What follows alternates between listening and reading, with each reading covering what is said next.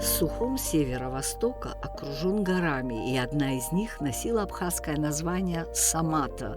Затем она стала называться горой Чернявского, позже горе дали имя Сталина, и сейчас она называется Сухумской горой. Гора доминирует над городом, и благодаря тому, что имеет две вершины, называется еще в народе двуглавой. Ее высота 201 метр. По поводу названия ее горой Чернявского есть очень интересное воспоминание Дмитрия Гули, опубликованное в газете «Советская Абхазия». Он пишет, что гора Чернявская была покрыта красивым лесом, но через некоторое время ее совершенно оголили. Случилось это так. Археолог Чернявский убедил городского главу, человека неграмотного, что источником малярии является именно эта гора, покрытая густым лесом. Если очистить гору от леса, доказывал Чернявский, тогда малярии не будет. Но город не имеет средств для вырубки деревьев, отвечали незадачливые заправилы города. Тогда Чернявский заявил, что возьмет на себя этот труд, если город передаст гору в его собственность. Соглашение было заключено, и обошлось оно Чернявскому в 60-копеечную гербовую марку. На другой же день предприимчивый Чернявский расклеил объявление о продаже леса на выруб за 2 рубля кубическая сажень. На этом деле он нажил немалое состояние, вспоминал Дмитрий Гуля.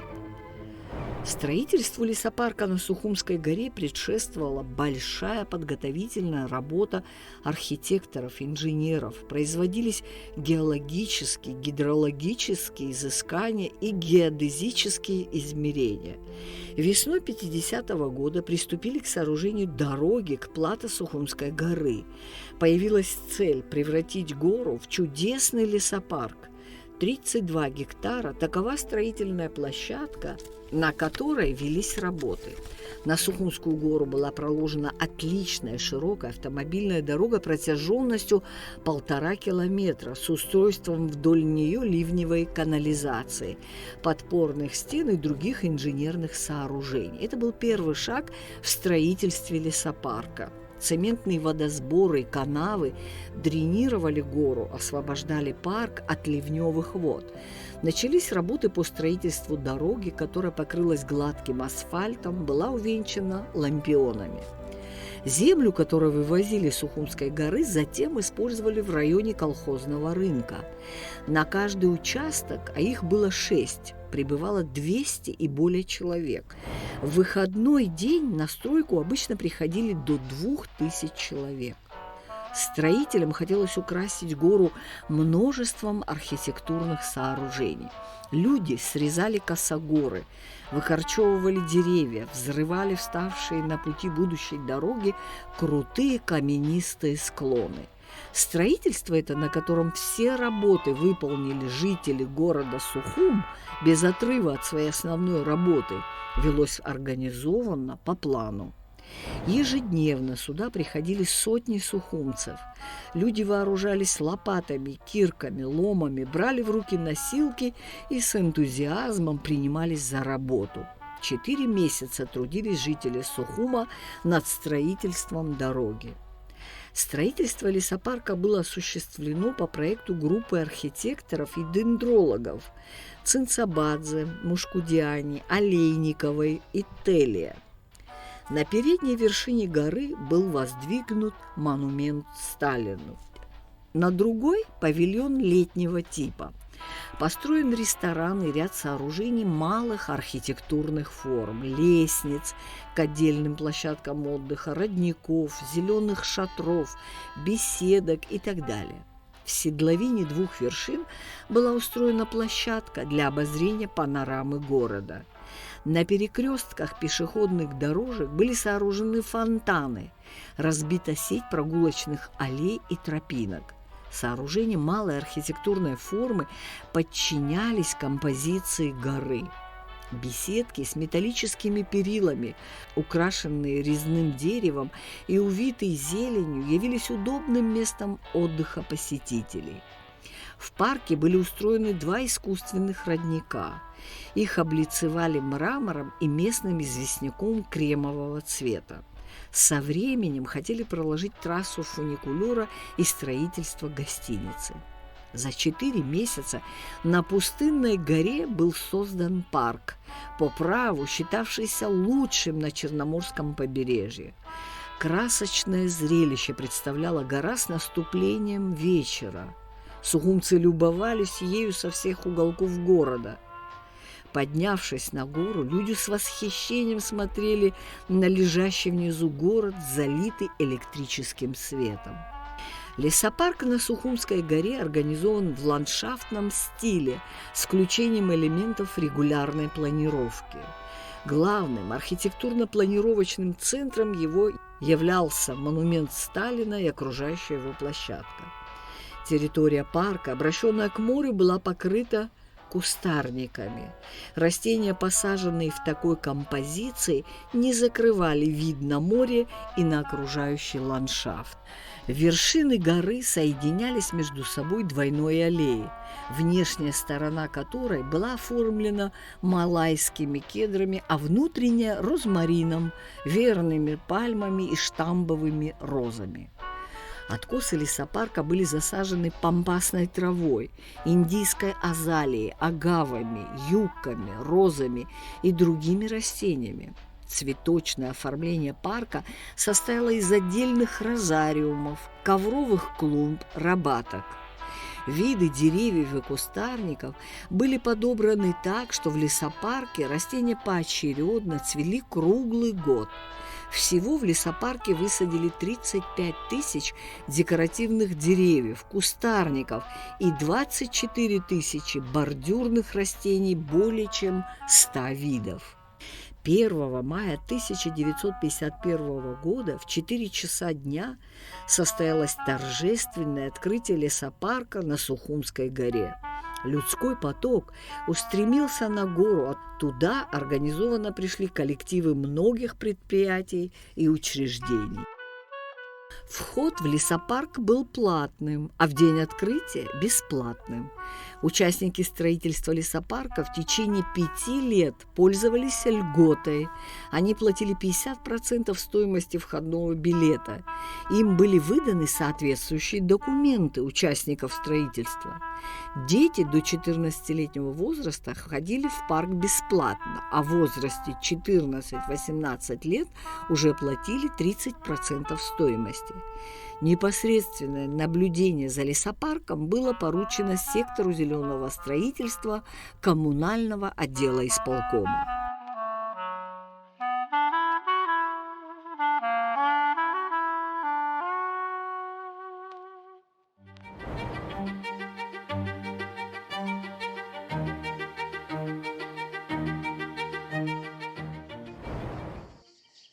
Ну вот, наконец мы добрались с тобой до Сухумской горы. Это место имеет свою собственную очень интересную историю. И мало кто из молодого поколения знает, что здесь было в советское время. Какая жизнь кипела. Был проведен гигантский объем работ. А здесь, конечно, было то, чем Сухум мог хвастаться очень долгие годы. Итак, горный лесопарк на Сухумской горе. Нала, вот мы с тобой просмотрели фотографии 50-х годов. Каким он был? Он был, конечно, изумительным, но вот с точки зрения ландшафтного архитектора, какую бы ты дала оценку такому вот большому комплексу, где было очень много посадок? Манан, я повторюсь, Да. что сегодня наши горожане не видят всей той картинки, которая была в момент заложения вот этой горы. Потому что она была лысой, да? То есть все проектные решения были видны хорошо. Но сейчас, когда мы прогуливаемся по этому маршруту, а он сейчас у нас опять стал модным, его нам почистили, тут утренние пробежки, вечерние, то есть это оздоровительная часть для населения очень важная, да? А когда мы говорим про рекреационные объекты какие-то, без ландшафта, без озеленения, жизни нет, у города вообще жизни нет без вот этой экологической составляющей. Если мы оцениваем сегодняшнюю ситуацию фуникулера Сухумской горы, Да. то есть мы видим, что здесь сохранился тот великолепный дендрологический состав, который был высажен в то время, просто он сейчас подлеском зарос очень сильно, и вот этот весь подлесок нам не дает получить визуального вот этого первоначального вида, который был. Но я как человек, который разбирается в дендрологическом составе, естественно, кажется, когда я сюда поднимаюсь, я все эти экземпляры вижу. Я вижу эти великолепные сосны, эти ликвидамбры, эти эвкалипты, тисы. Даже сейчас мы стоим на Кедровой аллее, да, то есть как бы состав есть, но его, конечно, нужно вычистить, потому что в первую очередь весь этот подлесок не дает нам тех панорамных видов, которые были изначально здесь закладывались, для того, чтобы люди каждый раз, пройдя какой-то определенный промежуток дороги, оборачиваясь, видели панораму на город с разных высотных точек. То есть это вот весь смак этой горы в том, что мы сначала идем, потом мы сворачиваем, город закрывается, потом он опять для нас открывается, и все это мы идем в какой-то определенной по тенистой какой-то дороге, да, и мы видим вот эти вот прекрасные величественные деревья с правой стороны, скажем так, с левой стороны мы видим панораму на город. Нала, Вера Олейникова, которая является одним из авторов данного комплекса, дендролог, дизайнер. Вот сейчас, когда уже столько времени прошло, и мы большую часть все-таки не видим, даже сейчас восхищаемся то, как умно продумана эта гора. Очень. Хвойные отдельно. Нет, тут здесь даже не в том, что хвойные отдельно, здесь аллейная посадка хвойных, а все остальные хвойные, они разбросаны вместе с декоративными лиственными формами, и вот эта круглогодичная декоративность здесь постоянно, она циклична. Когда бы вы сюда не пришли, она всегда зеленая, эта гора. Потом здесь присутствует календарь цветения. То есть как бы постоянно здесь что-то благоухает, что-то цветет. Каждый раз, помимо всех, скажем так, вот этих вот ярких декоративных свойств, мы еще видим высотность. Даже высотность среди деревьев. Мы видим ритмику, мы видим постоянные какие-то солитерные, то есть единичные посадки. Мы видим аллейные посадки. Все лестницы, которые нас ведут к определенным точкам, неважно где, то есть наверху, внизу, то есть они все обрамлены посадками. А также мы что видим? Ну, мы, к сожалению, уже не видим остатки кустарников, да, вот этих живых изгородей. Да. А там великолепные живые изгороди из берючины, из лигуструма. Там вот эти каскадные лестницы украшены канной индийской. То есть, когда мы смотрим архивные фото. Да. Что там еще было? Штамбовые розы. Штамбовые розы, штамбовые формы лиственных декоративных растений. То есть это все было видно, что продумано детально.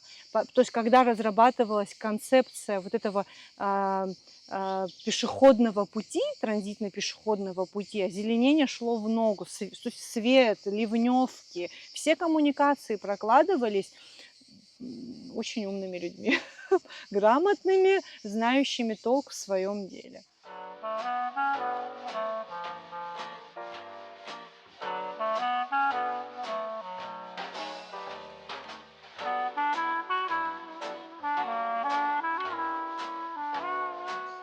Между двух вершин горы находится вот эта площадка. Она была специальная панорамная площадка для того, чтобы люди поднимались сюда и обозревали город Сухум, лежащий у подножия горы. Но сейчас вся растительность закрыла нам эту панораму. Что мы видим, Нала, по растительности здесь? По растительности мы видим четкую симметрию, да, мы видим, что вот когда мы смотрим на город, справа и слева у нас находятся одинаковые виды деревьев с одинаковым шагом посадки, то есть мы видим великолепные экземпляры магнолии, которая магнолия еще дальше уходит туда в сторону вышки, она в виде аллеи, вот эту тропинку, все она как раз окаймляет и уходит вниз по дороге. Мы видим кедры, те же самые гималайские, которые за нами повторяются. Туда мы видим дуб, мы видим пальмы, Мы видим, что еще. Ой, уже потом сложно мне сказать, уже потом у нас идет поросль, которую нужно убирать. То есть все вот эту плотность нужно ее рассеивать для того, чтобы отдельные Дать. экземпляры крупные Да. остались, а панорамный вид открылся. Потому что они в себе никакой ценности не несут. Помимо всего этого мы видим больные и высохшие экземпляры. Это первым делом нужно вырубать. Ну вот так за твоей спиной мы Вот видим кедр гималайский, он, к большой гималайский сожалению, кедр. погибший, скорее всего, потому что внешний вид нам говорит, в летнее время он должен стоять зеленым. Он вообще круглый год должен быть зеленым. Он весь покрытый мхом, какими-то грибковыми болезнями, скорее всего. То есть его уже не спасти. Не знаю, так не могу сказать. Ну, То есть в любом случае это нужно исследовать. То есть это должны приехать экологи, дать заключение вместе с дендрологами. И если все-таки он погибший, его нужно не просто срубать, его нужно еще и сжигать. Потому что он является рассадником болезней. Он инфекционный. Он инфекционный, да, к сожалению. И вот этот кедр, и вот еще. Вот это тоже под вопросом. Этот уже тоже, по-моему, приходит в такое же состояние. Да, у него вообще практически нет здоровой хвои.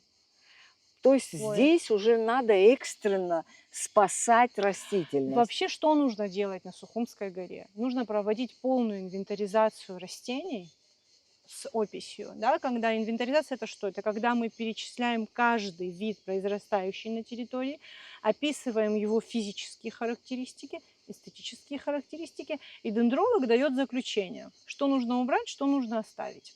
Да? Потом идет эта так называемая ландшафтная и санитарная рубка.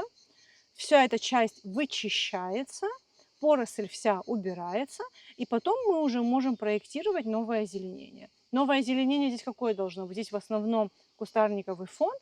Как я всегда повторяюсь, это и в наших парках проблема, и здесь проблема. Кустарники себя здесь уже изжили.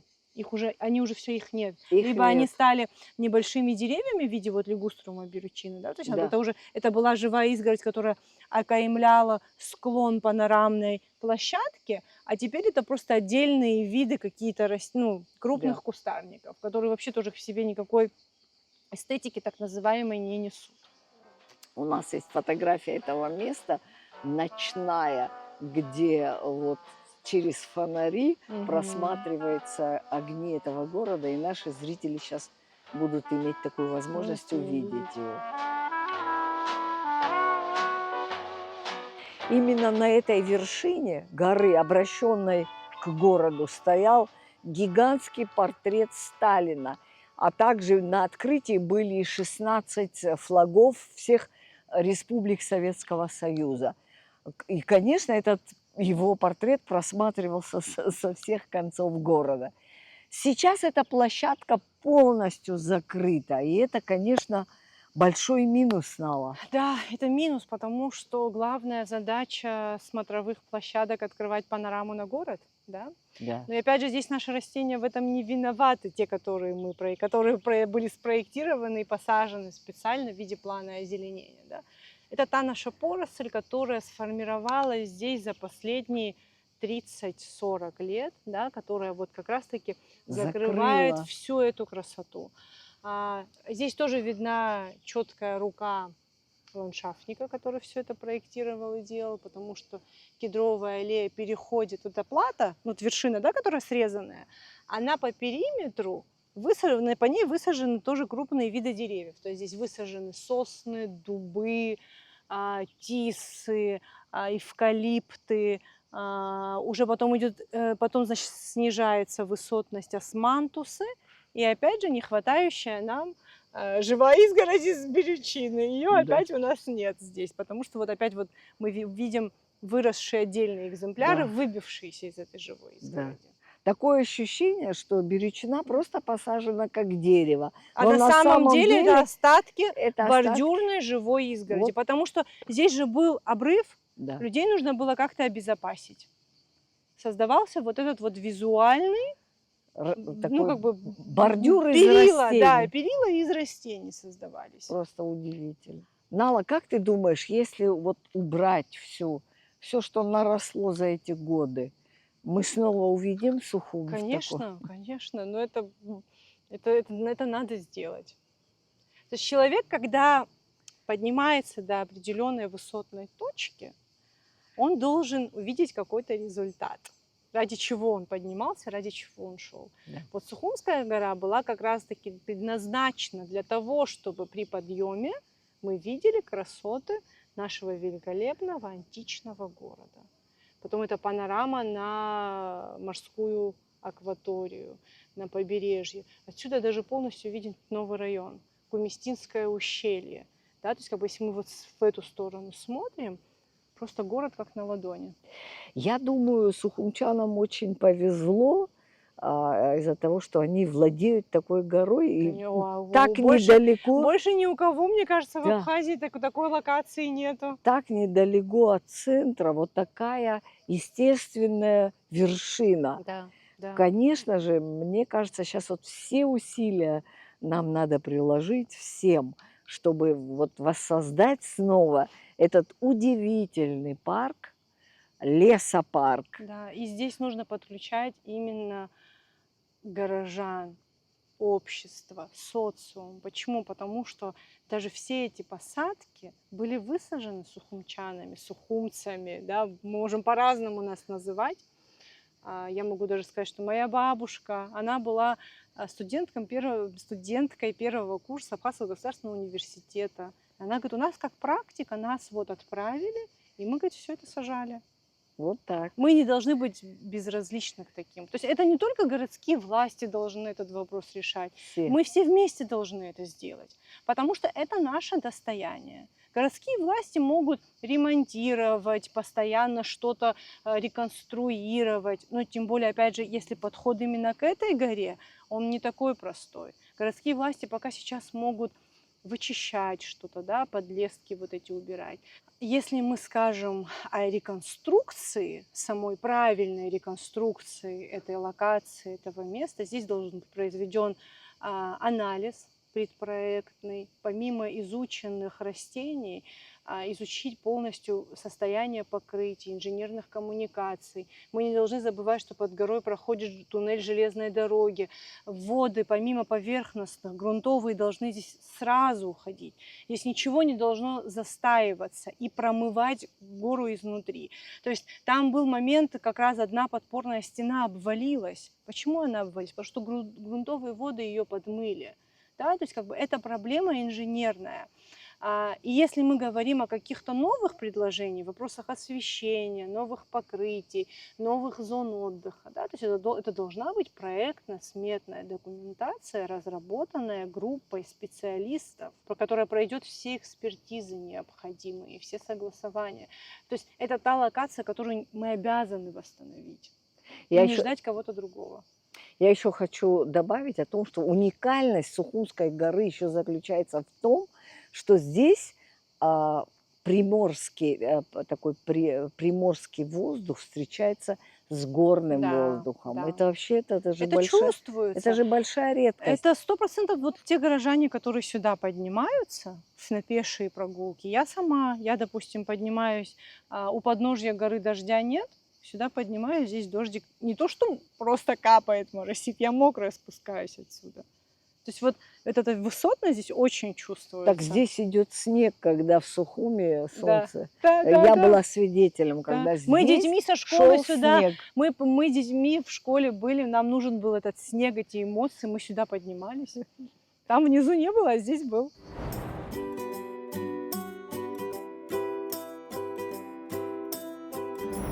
Мы спустились с вершины с тобой на эту площадку, которая тоже очень популярна была и у жителей, и у туристов. Отсюда великолепные виды Сухума. Но вот сразу бросаются в глаза магнолии, которыми наш город полон. Вроде магнолии – это реликтовые деревья, но привезенные, оказывается. Да, их начали завозить на территорию Евразии в конце 17 века, нет, 18 века, ошибаюсь, в конце 18 века, потому что ареал для магнолии крупноцветковой – это Соединенные Штаты Америки, средняя полоса. То есть вот, и самый весь ее плюс какой, она здесь прижилась великолепно, она у нас размножается. Она безумно подходит нашему климату, Очень. она имеет круглогодичную декоративность, великолепное цветение. Да, конечно, она не любит переувлажненные почвы, но этот момент нужно учитывать при посадках. Но в целом я очень люблю ее проектировать и использовать в городском озеленении. Но у меня такой вопрос, как у любителя флоры. А скажи, пожалуйста, ну понятно, что у нас здесь, как говорится, все приживается, наша земля дает очень хорошие всходы любых тропических растений. Да. Но все же, какие деревья являются для нас нашими? Если мы начнем мы начинаем с наших широколиственных лесов, высокогорных лесов, да, то есть это пихта кавказская, граб, бук, каштан, ольха. Чуть-чуть спускаемся, допустим, в район Пицунды, это наша сосновая реликтовая роща, самшит вечно зеленый. То есть сразу можно проводить параллели с нашей культурой и историей, что абхазы использовали в своем Время, ремесле, да? да. Из каких пород они строили свои дома. И вот эти вот весь список, который я сейчас как бы Да. озвучила, да, то есть это тот, который свойственен нашему ареалу. Видов еще море. Да. Это сейчас если мы начнем детализировать, конечно, списки Да. не закончатся. Но то, что мы используем в городском озеленении, в декоративном озеленении, это практически все интродуценты, которые были сюда завезены в XIX веке. Цитрусы, которые мы употребляем в свою пищу, Да. плодовые какие-то сорта. В основном это все со всего мира собранное. И по сегодняшний день садовые центры также и завозят. Да? То есть, потому что на самом деле в нашем климате очень хорошая приживаемость. Это правда.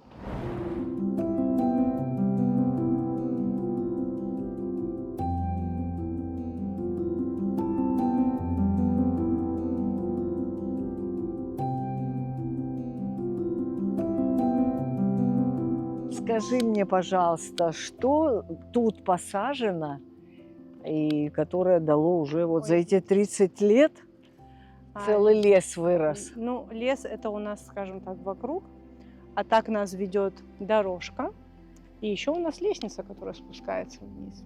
Да? И мы опять же видим аллейную посадку подокарпа. Вот он. Здесь получается 6 точек.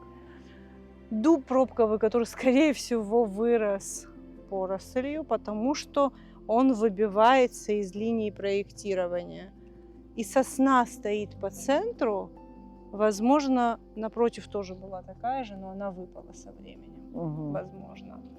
Опять же, мы видим по склону, мы видим кедр гималайский, ель голубую, колючую, которая полностью заросла плющом, эвкалипты, мимоза, которая порослью выросла. И вот здесь тоже, скорее всего, была сосна. Вот она тоже высохла. И вот этот великолепный склон из ликвидамбров, который осенью ярко-красного цвета. Да, очень красиво.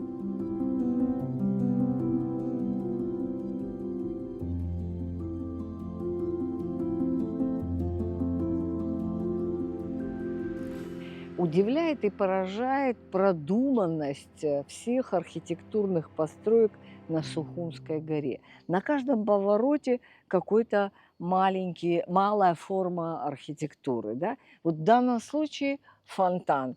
Но даже я хочу обратить внимание наших зрителей, что даже его форма повторяет растительный орнамент. Да. А вот эти бутоны по краям, это бутоны знаменитые, которые мы видели и в парке «Сказка», на изгороди парка «Сказка». Да. Что же нас окружает вот на этом повороте дороги из растений? Из растений что? Сосны. Видно, что здесь были пальмы, просто частично они выпали.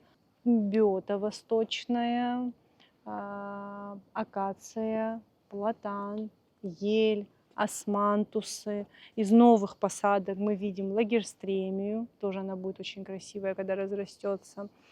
И на следующем склоне вот эта роща из ликвидамбров, о которой я говорила, которая осенью как раз такая ярко-красного цвета.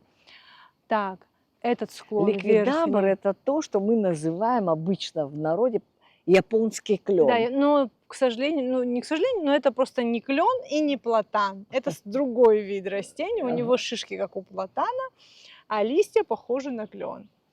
Так, и тот склон, тис, тоже платан огромный, дубы, сосны, ели. Что еще? Даже молодая поросль сосен пошла здесь.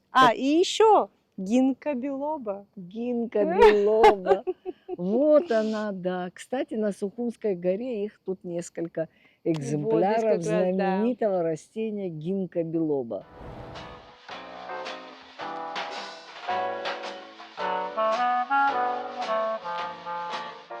Въездной архитектурный комплекс колоннады был разработан архитекторами Литанишвили и Мачарашвили в 1951 году. Строители треста «Сухумстрой» возвели облицованные зеленовато-серым бзыбским песчаником подпорные стены, а над ними воздвигнули легкие ажурные колонны. Постепенно возник цельный и величественный ансамбль въездной арки. Между устремленными ввысь колоннами с лепными украшениями покоится массивный просторный арочный свод в форме полукруга. По обеим сторонам свода устроены сливающиеся с аркой в одно целое боковые проходы для пешеходов. В трудных условиях горного рельефа архитекторами разрешена задача создания широкой въездной площадки для автомашин и устройства консольного тротуара для пешеходов. Красиво оформлена нижняя подпорная стена, в которой проложены подъемные лестницы, устроены билетные кассы. Здесь же были расположены ниши с родниковой водой и удобными каменными скамьями. Над нижней площадкой на протяжении всего ее периметра нависает поддерживаемый мощными кронштейнами консольный тротуар, окаймленный балюстрадой. Весь архитектурный ансамбль был замкнут двумя двухрожковыми лампионами в форме обелисков. В самый последний момент возведения построек на Сухумской горе была выстроена эта колоннада. Нала, ну, она, конечно, впечатляет. Да. Это одна из визитных карточек нашего города однозначно. И этот вид, закаты, рассветы. Да. Красиво все, это правда. И когда мы смотрим за холм, который, за колоннадой, эвкалиптовая роща, аромат, особенно после дождя, конечно, это что-то необыкновенное. Сама колонна построена в таком неоклассицизме. Опять вот знаменитый сталинский ампир. И самое удивительное, что эта колоннада очень хорошо видна со всех точек Сухума. Вот такая продуманная. Она сейчас еще и подсвечивается. Она еще и подсвечивается. Да.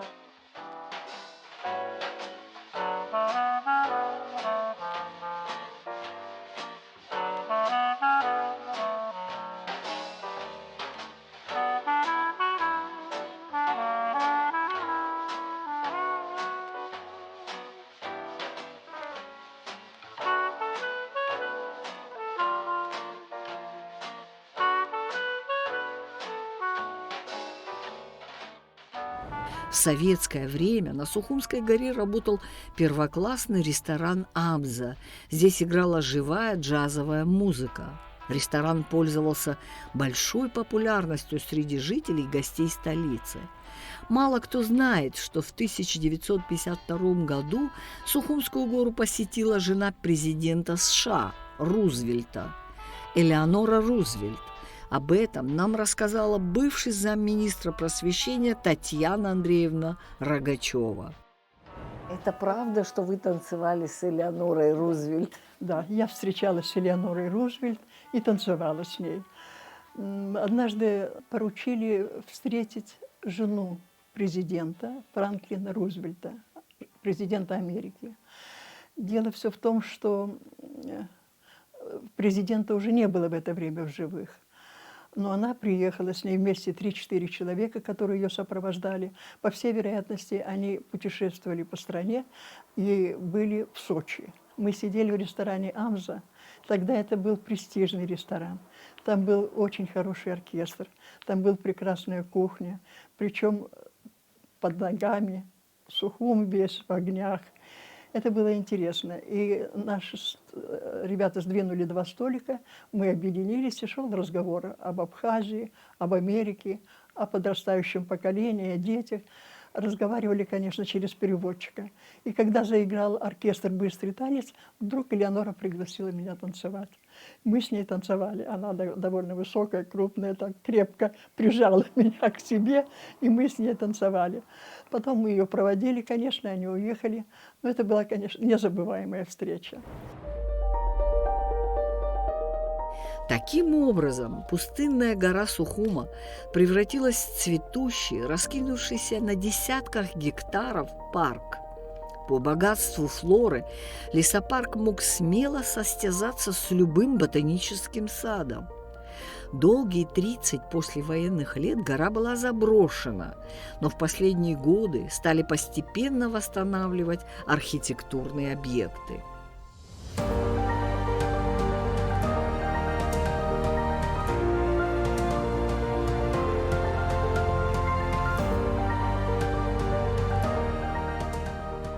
В наше время на одной ее вершине стоит телевизионная вышка, а на другой то, что осталось от ресторана «Амза».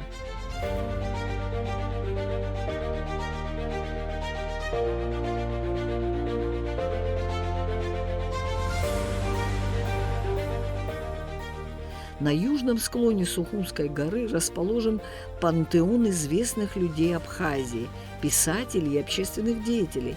Именно здесь похоронены многие из них. Сухумская гора по сей день является одним из самых посещаемых объектов столицы.